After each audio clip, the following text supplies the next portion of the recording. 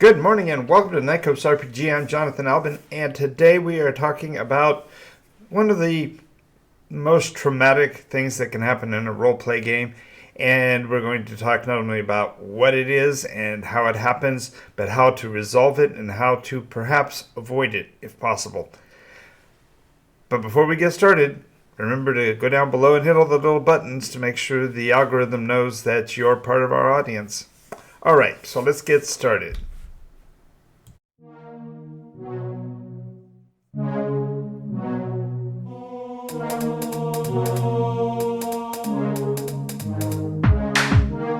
Absorbing damage is the name of the game.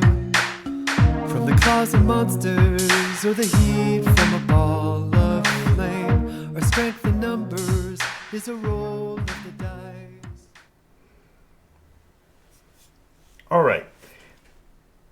In the world, we have horrible conditions sometimes. Earthquakes, fires, floods. I'm in Southern California, so the recent wildfires are heavy on my mind, and I think of all those people that have had losses, and I wish good for them to help them recover. But there's nothing in a role-play game quite like those, with the possible exception of the TPK. Now, those of you that are not familiar, TPK is a nice way to say total party kill. It's the idea that every participant's characters are all at the same time and generally by the same cause wiped out. The players are devastated.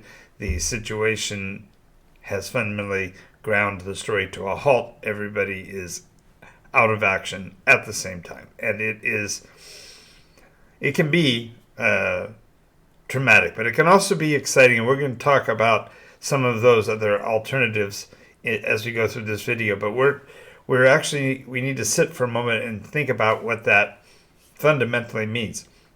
If you have an adventuring group with any time at all beneath them, they might have 2 years invested, 5 years invested, 12 years invested in a character. Depending on how long you've been their storyteller and how long their character has advanced, you have a challenge on your hands when everyone is literally, it's the only way in an RPG where there is a winner and a loser, and the players and the game master are both the losers in this case, because the end of a character, unless it was by design. And now I do want to mention the fact that I have had games groups actually choose to go out with a bang, and so that's slightly different. But I'm speaking of the what seems to be the accidental or perhaps by design intentional ending of a games group by eliminating all of the personas, all of the characters in the game. So as we go through this, realize we are talking about something that, if it we'll get ahead of myself on the slides. Just a second. There we go. So the reality is that when you're talking about a total party kill or a wipeout of everybody's persona, it is a situation where it has happened before and it will happen again. And there are usually strange circumstances, whether it be an overstating by the storyteller of the power of his monsters, or an understatement of it, but the players have either gotten themselves into a bad situation and don't have any awareness of what this engagement will do to them, or conversely, the game master has poured the gas on a lit fire and literally can't avoid the ramifications of the actions in the game. Either which way, it's something that is as likely in a well-established and stable group as it is for a group of wildcats who are going YOLO and Leroy Jenkins all the time, and in essence, fundamentally, maybe are expecting it or deserve it or even trying to get there. But the difference in dynamics really does change the way the players react.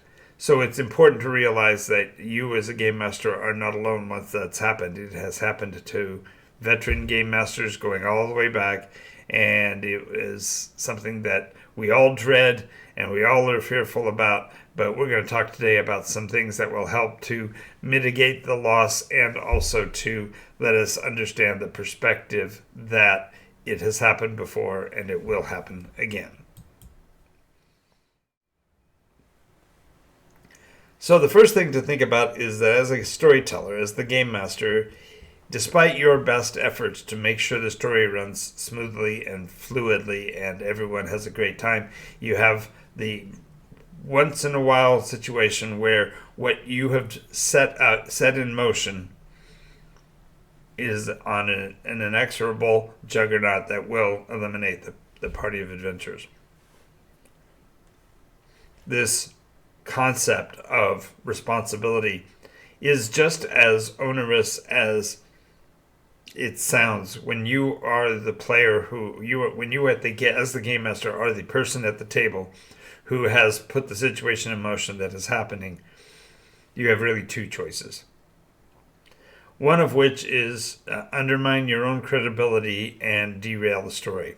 Simply revise the conditions arbitrarily, one-sidedly, and reveal to the players your lack of credibility to them in terms of their free agency,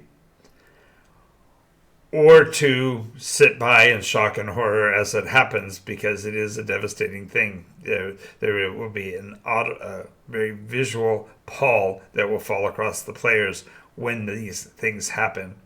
The gravity of the situation may not even be felt, even as you as the game master can see the handwriting on the wall. And so the best thing you can do as is happening is own your share of the responsibility.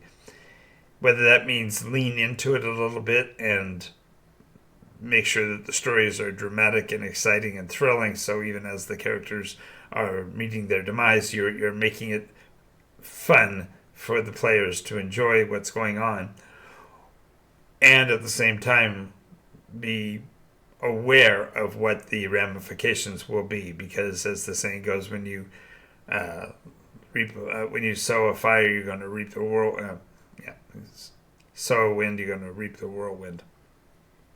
The players are going to be devastated, and this can go in a lot of different directions, but the point here is that your responsibility has to be owned. The players have to see that you are just as distraught and functionally messed up as they are. Otherwise, you can be seen as malicious and mean, and that's ultimately not where that's not where it will be good for you as a game master. This really means that you have to be particularly sensitive with the players.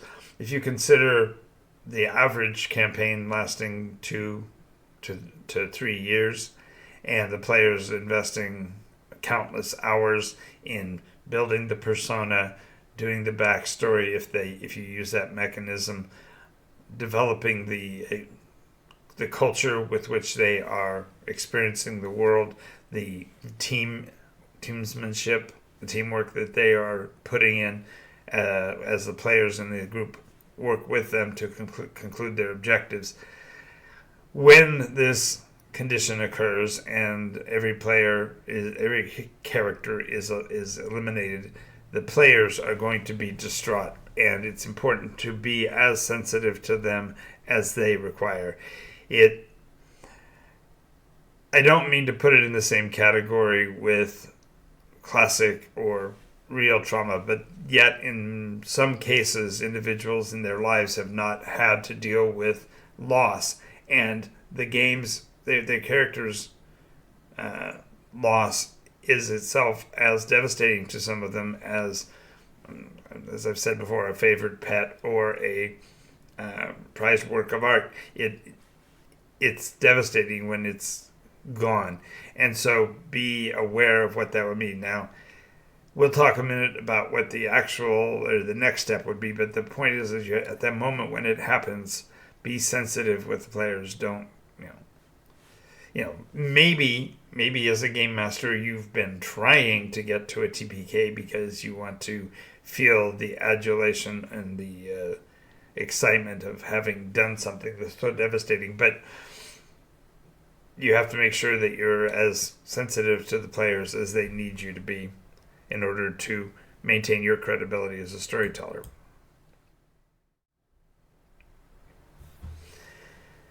Now, this one also may seem a little odd, but you actually need to take time, and for the players, allow time to reflect. In the case of the last TPK I was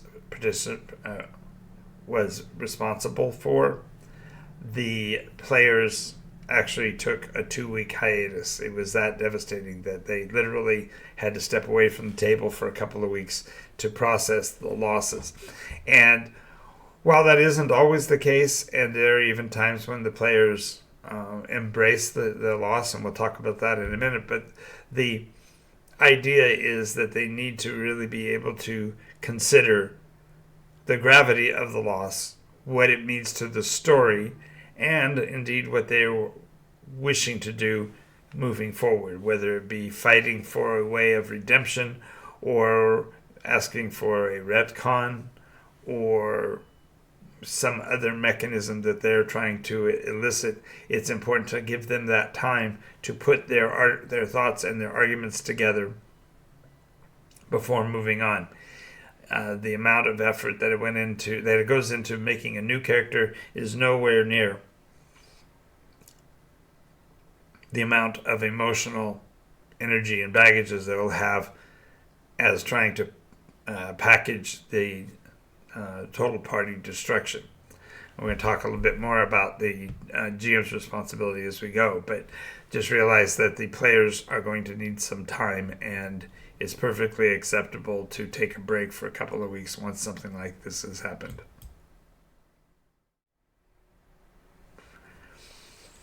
So when we talk about a debrief, what we're talking about is taking the time after the session to actually talk about what happened in the session.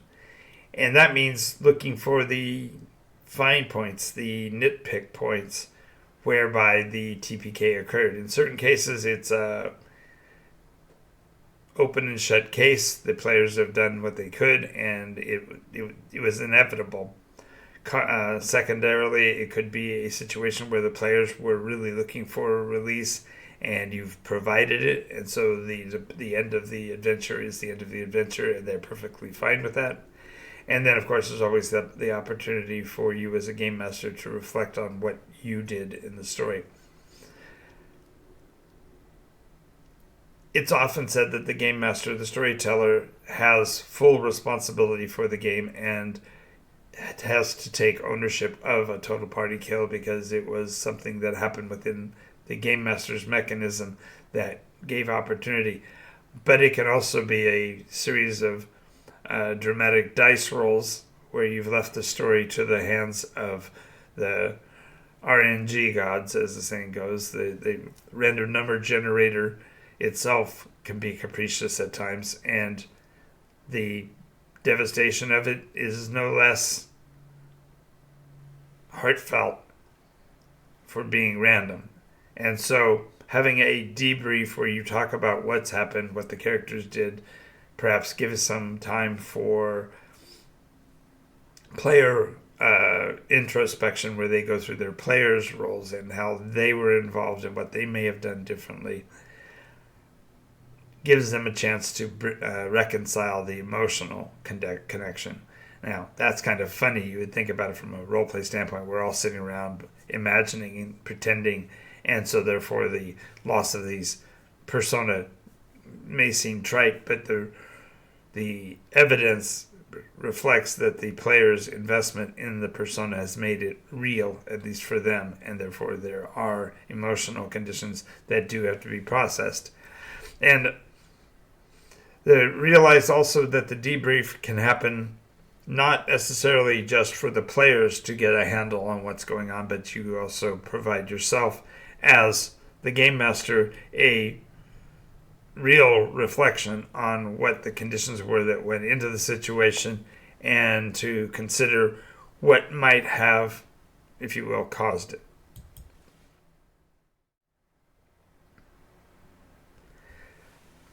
This point is kind of important, though. Sometimes, even though the loss of the character can have huge detrimental effects, it can actually be a herald of something really incredibly awesome.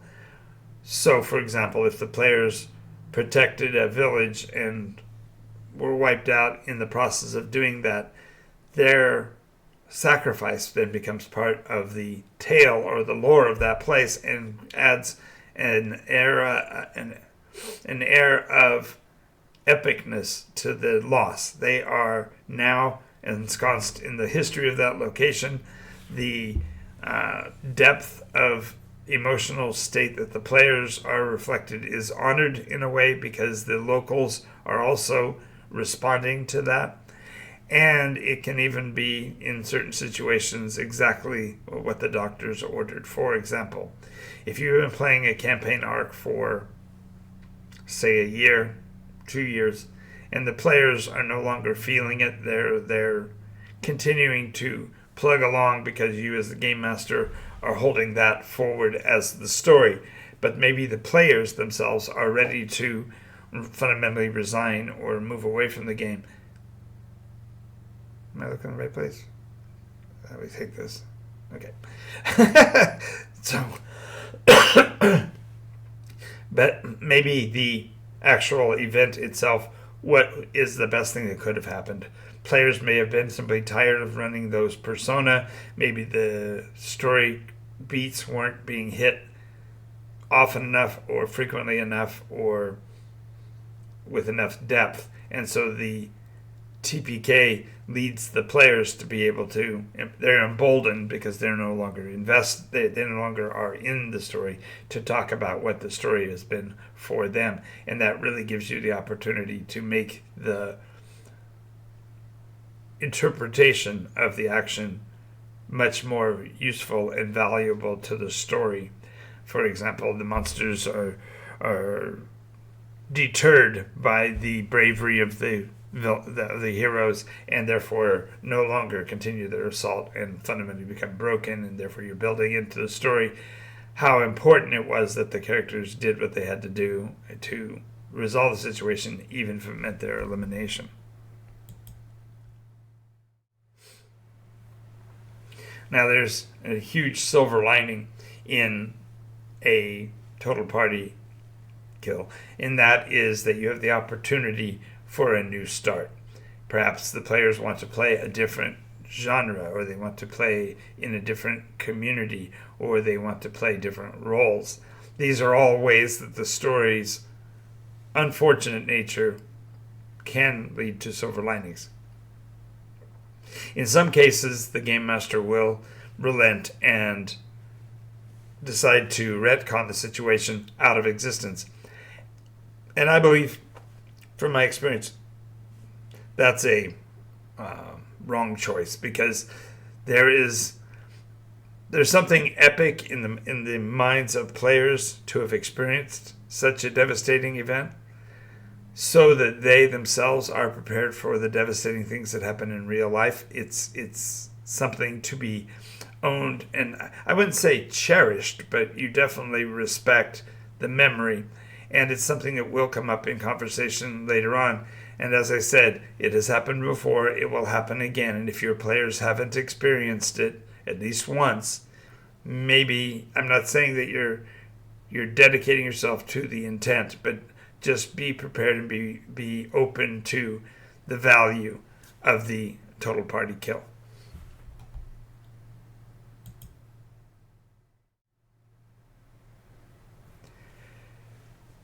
So if you've never had a TPK and never want to have one, that's a choice I suppose you can attempt to make.